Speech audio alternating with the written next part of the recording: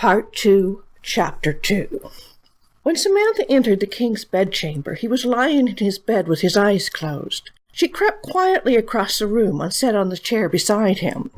He opened his eyes and smiled at her. "Samantha, my dear." "Father, how are you? He looks so old. Please, my goddess, don't let him die. Not yet." "I'm fine, my dear." His voice was barely a whisper, and Samantha had to lean forward to hear him. "Why have you come so early? You should be in Wisteria for another month." "Uncle Cadman said you were dying." She touched his hand. Annoyance passed briefly over the king's face, to be replaced by the utmost weariness. "I should have him flayed, and the captain of your guard as well, for allowing you to travel without a proper escort." "Don't blame Darhauer, father. He argued most strenuously against it. Besides, nothing happened." The old king looked worried. "But I heard you were injured." "Just a bump on the head. A larger escort wouldn't have protected me from my own clumsiness." The king sighed. "If something had happened to you, I couldn't have borne it. But I can't say I'm sorry you're here. The palace is a bleak place without you." Tears welled up in Samantha's eyes at this new evidence the king did love her. "Can he know I'm not his true daughter? Samantha, the promise you gave me in the fall has become increasingly urgent. You must have a consort." From the sight of him, she really couldn't doubt he had little time left. Still, she wasn't willing to accept his death. "Father, I met someone when Roberta broke her leg. A real healer, father. She's an herb witch, and she has healing magic, true magic. Let me send—" The king shook his head. "Samantha, my dear, Callum has been my physician for 30 years. Samantha tried to interrupt, but the king silenced her with a hand. "Besides, you're changing the subject. We were talking about your consort. Who will it be?" "Don't be so stubborn." She crossed her arms. "Let me send from the herb witch, and I'll tell you the name of my consort." The king chuckled weakly. "Taught you well, haven't I? All right, my dear. If it will make you feel better, send for this herb witch. Now, who do you have in mind?" "Duke Arbuthnot," she said, but she couldn't meet the king's eyes. "You don't seem happy, my dear. Is there one you would rather marry?" Samantha laughed bitterly, got up, and crossed to the window, thinking of Robbie's kiss and the silky smoothness of his hair. "Yes, but I can't marry him, so it doesn't matter." "And why not?" Samantha stood with her back to the king and didn't answer. "I see. You have made the foolish mistake of falling for someone out of our class." When she didn't turn, he called to her. She turned and met his eyes. "You know I love you, and I wouldn't ask you to do this if it weren't necessary." His sadness told her he understood what marrying the Duke was costing her. Samantha crossed back to the bed and sat. "I know, father, and I'll do my duty. Does the Duke know about his coming good fortune?" She shook her head. "I wanted to talk to you first, but I did choose him to lead the men in the solstice dance." "Then he knows, as does all of the court. The question is how to handle the formal announcement."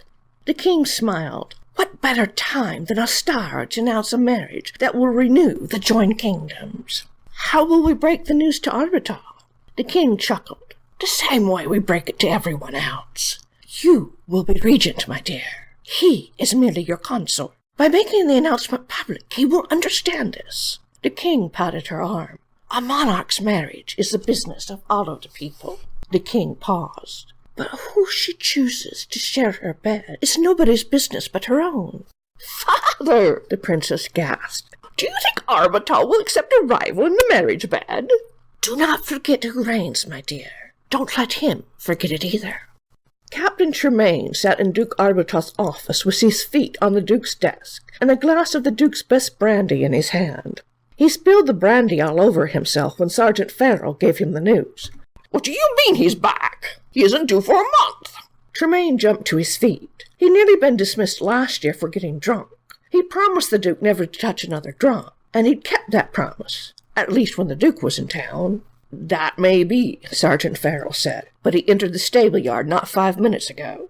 Captain Tremaine quickly shoved his brandy glass out of sight as the Duke swept into the room. "You've made yourself at home?" Arbuthnot observed. Tremaine fought to maintain his composure as the Duke walked to the brandy decanter and poured himself a glass. "Your Grace, we weren't expecting you." The Duke sipped the brandy slowly. "It is exquisite quality, is it not?" Tremaine licked his lips nervously. "Your Grace would have nothing less than the finest." Arbuthnot laughed, and Tremaine felt a chill. "You'll do well to remember how I dispose of anything that doesn't serve me well." Arbuthnot took another sip of the brandy. "The king, does he live?" "Yes, your grace, but he's been ill all winter." "Soulish curse him! Do you know how uncomfortable it is to travel this time of year? If I'm going to inconvenience myself, he should at least have the decency to die. The princess has arrived?" "Yes, your grace. She arrived about noontime today." "Excellent. Have my servants prepare a bath. In the morning you will accompany me as I pay my respects to the princess, and assure her of my utmost concern for her father's health."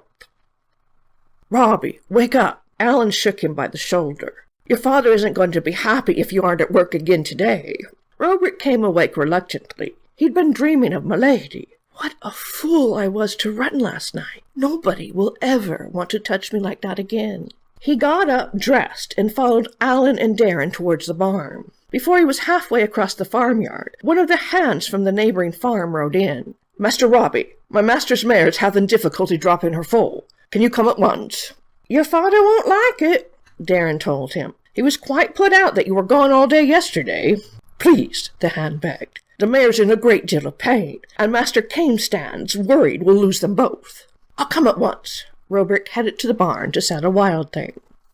Robrick returned to the farm after sunset. It had been a difficult birth, and it had taken him some time to stabilize both the mare and the foal. Despite his exhaustion, his body vibrated with intense pleasure that came with healing, and his pocket jingled with the coin the farmer had given him. He hoped Alan and Darren had already cared for the animals, because he wanted to do nothing other than eat and fall into his bunk.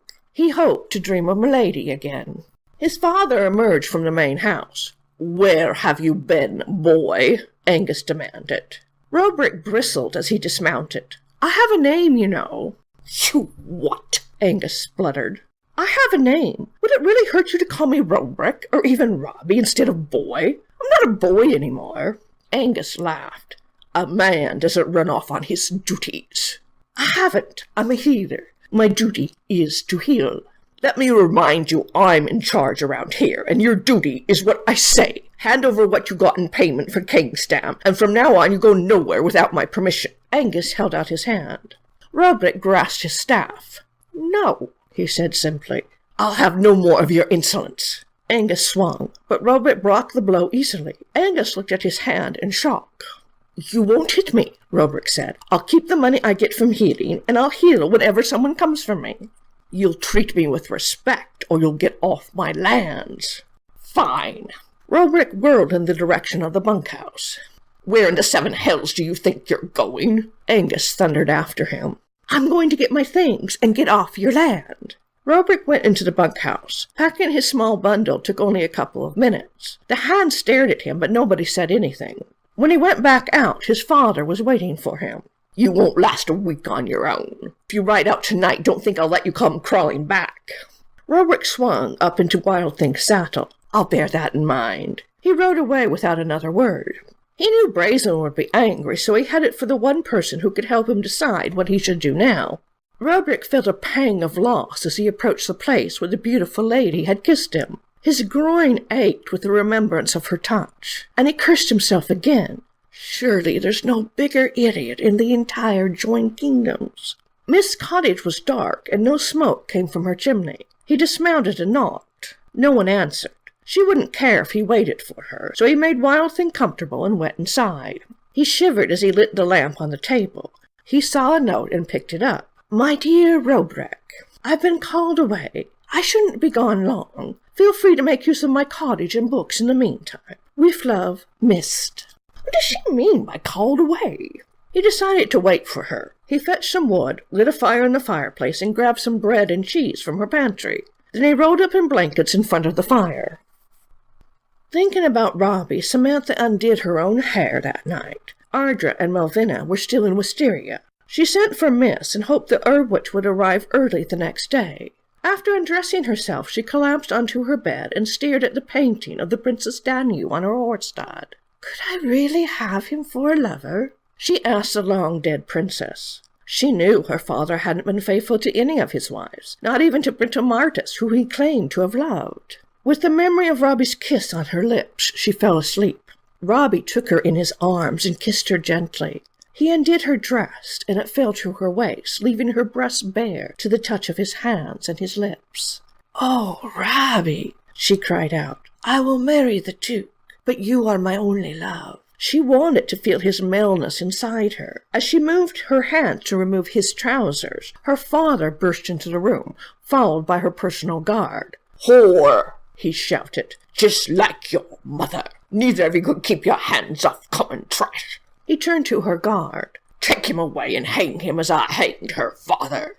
"No!" Samantha screamed. "Father, you can't! You said it was okay."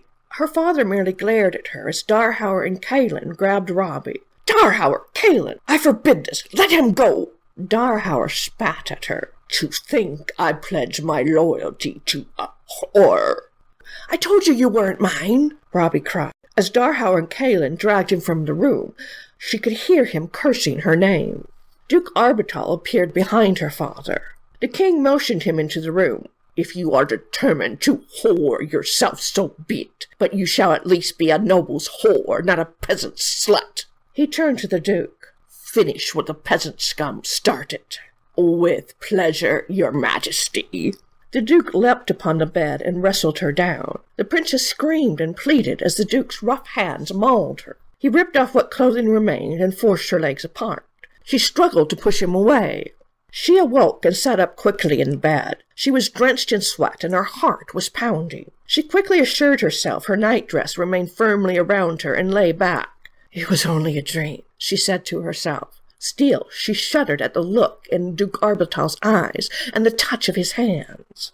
"The Duke is nothing like that. Dreams mean nothing." She repeated the words over and over again. It was quite some time before she could get back to sleep again. Samantha awoke very early.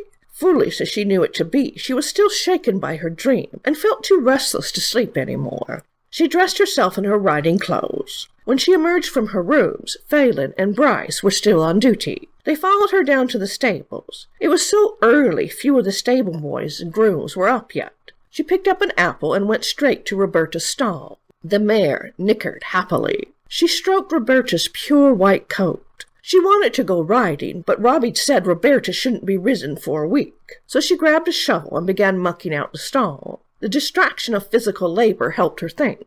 It was only a stupid dream. She heard a stir behind her and turned to find Vaughn gaping at her. "Your Highness, there's no need for you to do that. I'll get on it at once." "It's okay, Vaughn. I like doing it." "You like shoveling horse shit?" His jaw dropped as he glanced up and down the long line of stalls. She laughed. "I suppose if I had to muck them all out, it would lose its appeal." The boy raised both eyebrows. "I guess one isn't bad, but you needn't do it, Your Highness. I'd be honored to shovel your horse's shit." "Thank you, but I couldn't sleep." "Is something wrong, Your Highness?" Samantha started to say no, but the innocent friendliness of the boy's question made her want to confide in him. "I'm so worried about my father, and his illness means I need to get married right away. My betrothal will be announced at the Ostaren ball. I know it's my duty, but I don't want to do it." The young boy looked angry. "If you think shoveling horse shit is better than getting married, why get married, Your Highness? You're the crown princess. Can't you do whatever you want?" Samantha laughed sadly. "I wish I could. Sometimes I think I'm the least free person in the joined kingdoms." Before Vaughn could ask her to explain, Roberta let out a neigh. Samantha handed her shovel to Vaughn.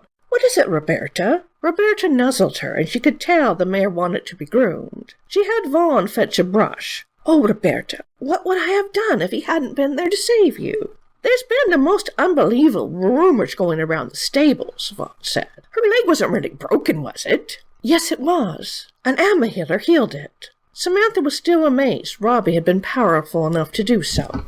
"Like the bards sing of?" Vaughn asked dreamily. "Yes, just like the bards sing of. Robbie's so powerful and exotic the bards would probably love to write songs about him. He doesn't look at all like a Cortlandian. He has brilliant emerald green eyes, curly black hair, and creamy dark skin." She sighed as she remembered the peasant's boy's beauty in the moonlight. "Would you rather marry him, Your Highness?" Vaughn asked. Samantha blinked back tears. "If I were truly free, he is the one I would marry. I love him." Samantha spent the rest of the morning helping Vaughn and the other stable hands with their chores. Since the rest of the court was still in Wisteria, she didn't have any official duties, and she wanted to be on hand when the Herb Witch arrived.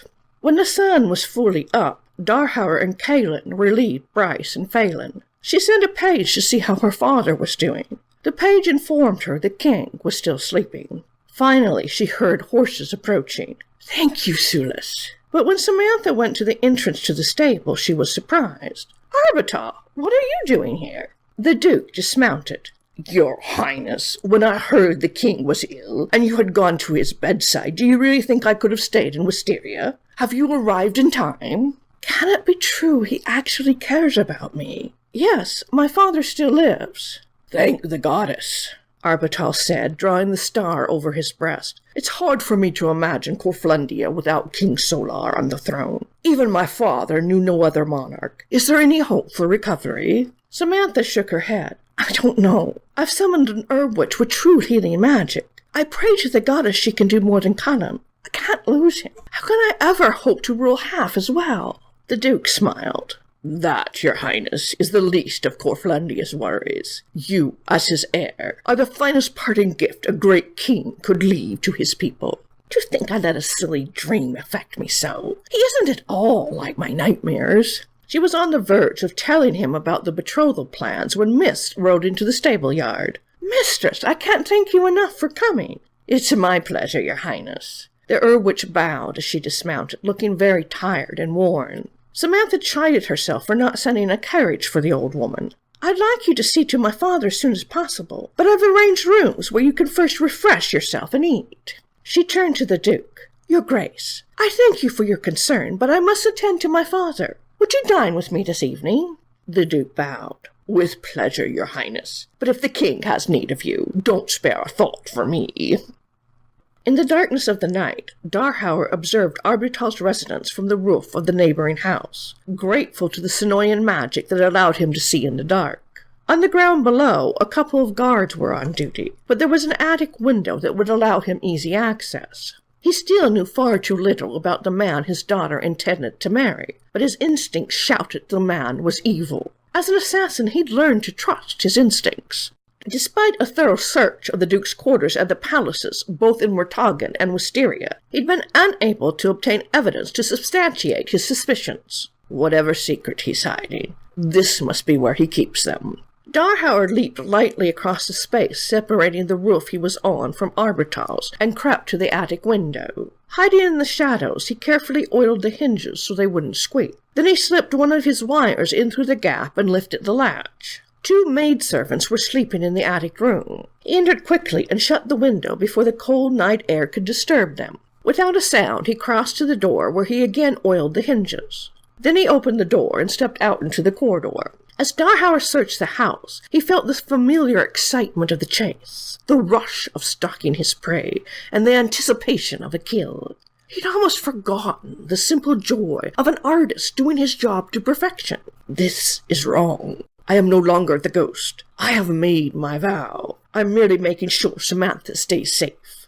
He found the Duke's office and searched methodically, being careful to leave no signs of disturbance. He found several hidden panels in the Duke's desk and the walls of the room, but disappointingly these were either empty or filled with jewels or other valuables. There wasn't a single scrap of paper. Darhauer couldn't even find the typical reports from the Duke's estates. The lack of paper screamed that the Duke was hiding something, but Darhauer wasn't sure he could get Samantha to see it that way.